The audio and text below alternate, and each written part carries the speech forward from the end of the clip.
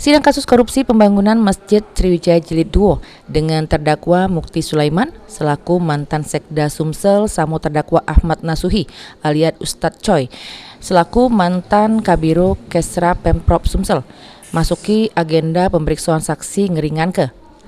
Saksi ngeringanke dari pihak terdakwa ternyata dua ahli yang hadir di persidangan, yaitu ahli pidana dari Universitas Sumatera Utara, Dr. Mahmud Mulyadi, sama ahli hukum administrasi negara, Bahrul Ilmi Yakub. Dari pemeriksaan di persidangan, kedua ahli dicecer pertanyaan seputar keahlian dari masing-masing terkait peran dari kedua terdakwa di jero kasus korupsi pembangunan Masjid Sriwijaya yang sudah ngerugi ke duit negara sebesar 116 miliar rupiah.